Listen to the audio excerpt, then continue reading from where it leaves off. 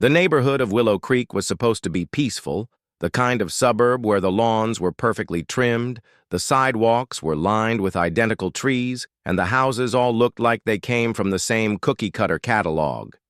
But beneath that polished surface there was tension, especially between the Homeowners Association, ruled with an iron fist by its self-proclaimed queen Karen Whitmore, and the few residents who didn't bow to her obsessive demands. And among those few was Marcus Reed, a tall, broad-shouldered black man in his mid-30s who had moved into the neighborhood less than a year ago, buying a modest brick house at the end of Pinewood Lane, where he kept to himself, minded his own business, and drove a black Jeep Wrangler that never failed to draw stares whenever he rolled past the manicured hedges of his neighbors. Karen hated that Jeep. Though she would never admit it out loud in those words, instead, she wrapped her distaste in the language of community standards, insisting that vehicles in driveways should be visually harmonious with the neighborhood aesthetic, which was her roundabout way of saying she thought Marcus's Jeep didn't belong. And while she didn't know it, the Jeep wasn't just any personal car. It was registered under a federal police task force and used for undercover operations when Marcus, an officer working in a specialized interstate task force investigating organized crime, was called into action, which meant the vehicle was loaded with sensitive equipment, hidden cameras, encrypted radios, and in some cases evidence locked in compartments that only federal clearance could open. Marcus kept the Jeep secured at all times. Even when it was parked in his driveway with heavy-duty wheel locks and a thick steel chain looped through the rear axle, because he understood the stakes, and he had been warned by his unit commander that if anything happened to the Jeep, it could compromise not only his career, but also active investigations. But Karen didn't care about any of that. She saw Marcus as defiant, as someone who hadn't properly submitted to her little kingdom of rules, and she began plotting ways to teach him a lesson, scribbling complaint letters, sending warning notices with bold red letters, and even parading past his driveway in her floral dress and oversized sunglasses, while muttering under her breath about eyesores and unsuitable vehicles, until one Thursday morning when her irritation finally snapped into action after she spotted Marcus leaving early for what she assumed was work, though in reality he had been called for a covert briefing downtown. And she noticed that the Jeep remained chained in the driveway, sunlight glinting off its black finish, and she convinced herself that if Marcus wasn't around, this was her chance to act. She stormed back into her house, grabbed the oversized bolt cutters her husband kept in the garage,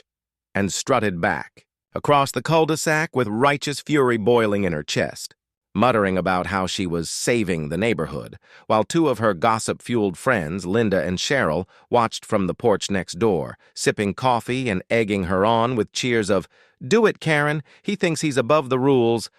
And without hesitation, Karen positioned the cutters on the thick chain, straining her arms as she snapped it free with a loud metallic crack that echoed across the street. And with surprising strength, fueled by her indignation, she removed the wheel lock as well,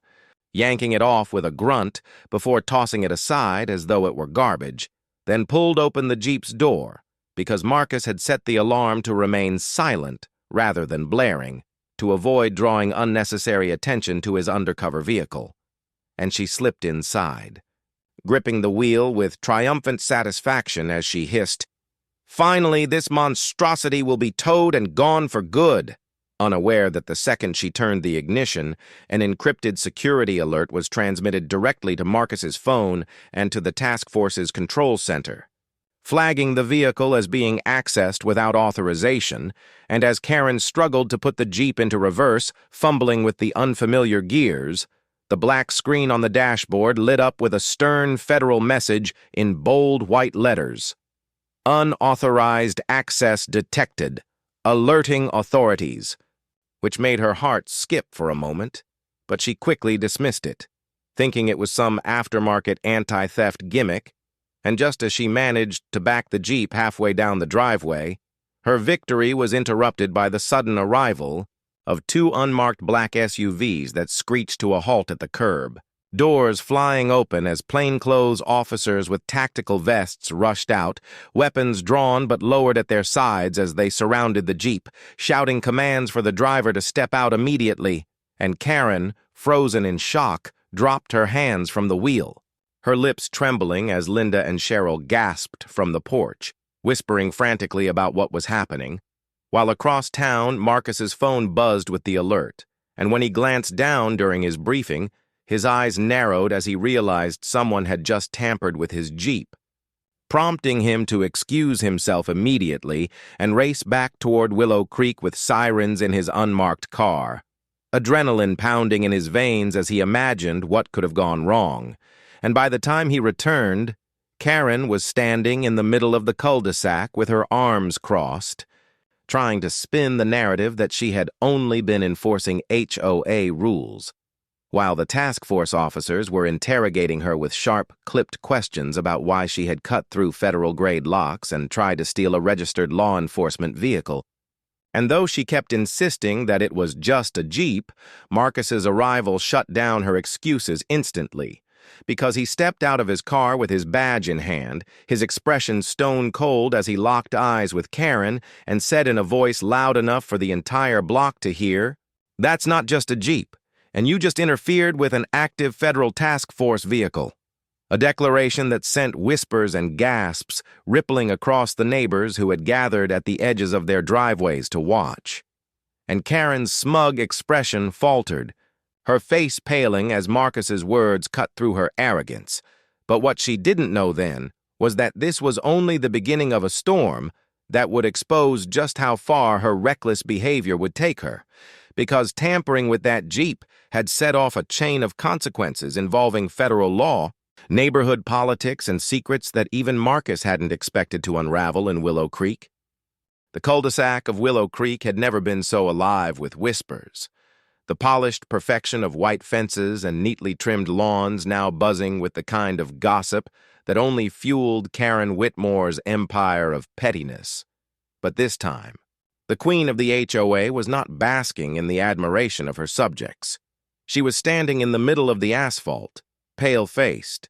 clutching her floral blouse as if it could shield her from the dozen pairs of eyes that now looked at her not as a protector of community standards, but as a reckless woman who had just thrown herself into the jaws of real law enforcement. And Marcus Reed, still simmering with controlled anger, watched her flounder as the task force agents questioned her with clipped precision, their notepads filling with every ridiculous excuse she offered. She tried claiming that she had HOA authority to enforce community rules, but the lead officer, a grizzled man named Agent Donovan, snapped back that the Homeowners Association had no jurisdiction over federally registered task force vehicles, which were protected under U.S. code, and the very act of tampering with them was considered obstruction of justice, a felony charge. And Karen's face froze in a mixture of disbelief and horror as Linda and Cheryl, her loyal lieutenants, stood, a few feet away, whispering nervously about whether she was really going to be arrested, their morning coffee turning bitter in their mouths. Marcus wanted to see her hauled off in handcuffs, but his training reminded him that patience and process would bring a better form of justice, so instead he stood tall and let Donovan take the lead, though his eyes never left Karen's, silently, warning her that she had crossed a line that could never be uncrossed. As the officers began taking photos of the cut chain and the bolt cutters Karen had discarded, neighbors crept closer, their curiosity outweighing their fear, until the entire cul-de-sac felt like a stage, and Karen, the unwilling performer, desperately trying to salvage her reputation by insisting that Marcus had been hiding something in that Jeep, and that she, as HOA president, had a responsibility to investigate. Words that only deepened the suspicion against her, because what neighbor willingly breaks into someone's car unless they have malicious intent? Donovan finally silenced her with a hand raised, stating that this incident would be forwarded not just to local law enforcement, but also to federal prosecutors, and that Karen should expect an official summons, which sent her reeling backward, as though she had been struck. And in that stunned silence, Marcus finally stepped forward, his voice calm but cutting like a blade.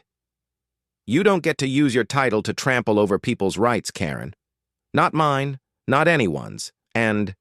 now you've dragged yourself into a mess that's far bigger than HOA fines and lawn colors." His words carried across the cul-de-sac, and the crowd murmured, neighbors who had once been loyal to Karen suddenly questioning whether they wanted to be associated with her anymore. But Karen, her pride wounded beyond repair, snapped back with venomous spite, hissing that Marcus was using his badge to intimidate a white woman, a statement that made the air itself crackle with tension, because everyone understood the weight of those words in a country still scarred by racial injustices. And for a moment, Marcus felt the sting of her accusation burning through him like acid. But before he could respond, Donovan stepped in with a steel-edged voice. "Don't play that card, ma'am. You broke the law, plain and simple. Race has nothing to do with you stealing federal property." And just like that, Karen's desperate attempt to shift blame collapsed, leaving her cornered in a trap of her own making. When the agents finally left, having cataloged the evidence and confiscated the Jeep for inspection, the neighborhood fell into uneasy silence. But Marcus knew this wasn't over, not by a long shot, because Karen was the type who thrived on control, and losing it would only push her into darker schemes. And sure enough, over the next week, Marcus noticed the whispers turning into stares, the passive-aggressive notes on his mailbox multiplying, and the HOA newsletter suddenly dedicating entire sections to new vehicle compliance regulations that seemed laser-focused on making his life miserable. But what Karen didn't realize was that Marcus wasn't just some lone homeowner she could bully. He was a trained officer, one who had spent years dismantling criminal networks that operated with the same obsessive hunger for control. And as he documented every note, every surveillance attempt, every thinly veiled harassment from Karen's camp, he began building a case, not just in the courts of law, but in the court of public opinion, because he knew that one day soon she would step too far, and when she did, he would be ready to crush her tyranny once and for all. That moment came sooner than expected, when Karen, enraged that federal prosecutors had in fact contacted her with an official warning letter about tampering with government property, decided to escalate her vendetta by organizing a secret HOA board vote to authorize towing Marcus's Jeep permanently, despite the fact that the vehicle was no longer parked in his driveway, but kept under federal watch. And when Marcus got wind of the meeting through a sympathetic neighbor who had grown tired of Karen's antics, he decided to show up unannounced, walking into the HOA clubhouse on a Friday evening in full tactical uniform, badge gleaming, as Karen stood at the podium ranting about protecting neighborhood values, and the room fell silent as Marcus dropped a stack of evidence on the table. Photos of her cutting the chain, federal statutes outlining the laws she had violated, and letters from prosecutors already considering formal charges. And then he spoke in a low, measured tone. "If you continue this harassment, not only will you face civil suits, but you'll also be explaining yourself to a federal judge." And though Karen tried to laugh it off, her voice cracked, her carefully crafted mask beginning to crumble under the weight of the reality she had unleashed upon herself.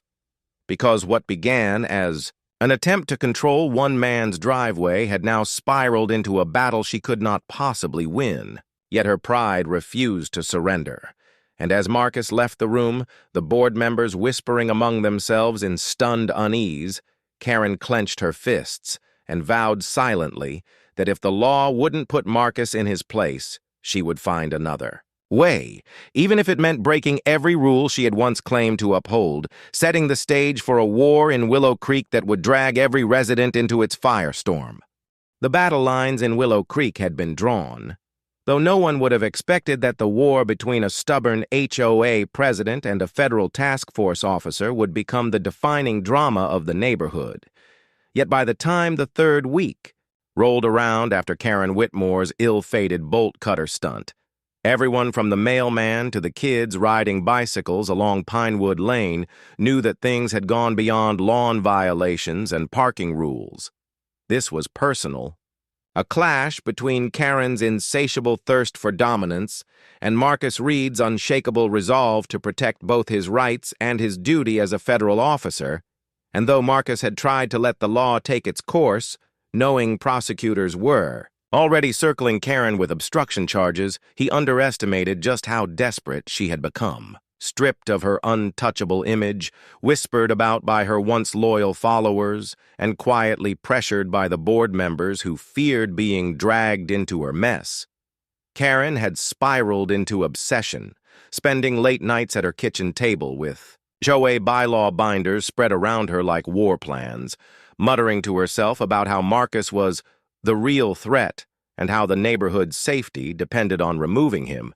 And when her husband, a quiet man who had long ago given up trying to curb her crusades, finally suggested that maybe she should just let it go, she turned on him with such venom that he fell silent, retreating upstairs as she scribbled down notes for her next scheme, which would turn out to be the most dangerous yet. She began contacting private towing companies, slipping them extra cash under the table to convince them to take care of Marcus's Jeep once it returned from federal inspection, and when that failed, because every reputable company backed out the moment they realized the vehicle was tied to law enforcement, Karen resorted to darker channels, reaching out through a shady cousin who had connections with less than legal repo men who didn't care what they were towing as long as they got paid. And within days, Marcus noticed unfamiliar cars idling at the end of his street at odd hours, their engines humming quietly as figures sat inside smoking and watching. And though he played it cool, his instincts screamed danger, so he began tightening his own precautions, installing surveillance cameras, alerting his unit commander, and even setting up a quiet sting operation to see just how far Karen's desperation would push her. The breaking point came one humid Saturday night when Marcus, returning home late from a task force briefing, spotted two shadowy figures in hoodies crouched by his Jeep, one of them working at the locks with tools while the other kept lookout. And before Marcus even had a chance to call it in, the figures scattered as unmarked SUVs roared into the cul-de-sac, task force officers flooding the scene in a coordinated sweep, catching the men before they could vanish into the dark. And when interrogated, those men quickly sang under pressure, admitting that they had been paid by a lady named Karen who said the Jeep was illegally parked. A confession that sent shockwaves through Marcus's unit and through Willow Creek when the news inevitably leaked. The very next morning, Karen's house was swarmed not by gossiping neighbors, but by federal agents serving a warrant. And though she tried to protest, to claim innocence, the evidence was overwhelming. Text messages arranging the illegal tow, cash payments traced back to her account, and of course the initial incident of her cutting into a federal task force vehicle. And as she was led out in handcuffs, her face twisted with rage, the neighborhood gathered silently on their lawns, some filming, some whispering, but all witnessing the fall of the woman who had once ruled them with HOA citations and smug newsletters. Marcus stood a few feet away, not triumphant, but resolute, watching as Karen hissed threats, even as she was pushed into the back of a federal car, promising that this isn't over, and that she would take him down even if it was the last thing she did. But Marcus knew better. He had seen dozens like her before, people who confused power with control, who thought fear could hold communities together, and he knew that once Karen faced the full weight of the law, her reign was done, and Willow Creek would finally be free of her chokehold. In the weeks that followed, the HOA board scrambled to distance themselves from her, issuing formal apologies to Marcus and to the residents, and even voting to strip Karen permanently of her presidency,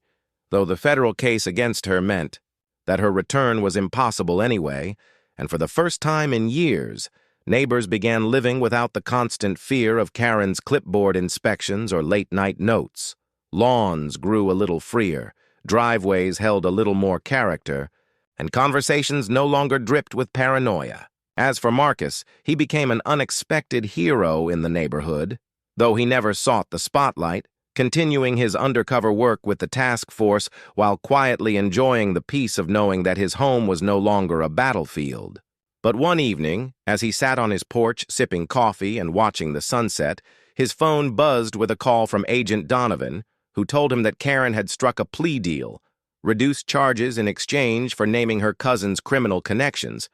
the very ones who had supplied her with the repo thugs, and while it meant she would avoid serious prison time, it also meant she would never set foot in Willow Creek again, effectively exiled from the kingdom she had once ruled. Marcus hung up, exhaling a long breath of relief. But just as he leaned back in his chair, he noticed Linda and Cheryl across the street, whispering together again, their eyes darting toward him nervously. And for a moment, he wondered if Karen's influence truly died with her arrest, or if her shadow still lingered in the corners of Willow Creek, ready to rise again in some new form. But then he chuckled to himself, shaking his head. Because whatever came next, he knew he was ready. And this time, the neighborhood knew better than to underestimate the black man with the Jeep that had exposed the cracks in their perfect little world and had finally broken the spell of an HOA tyrant who thought she could outmatch the law itself.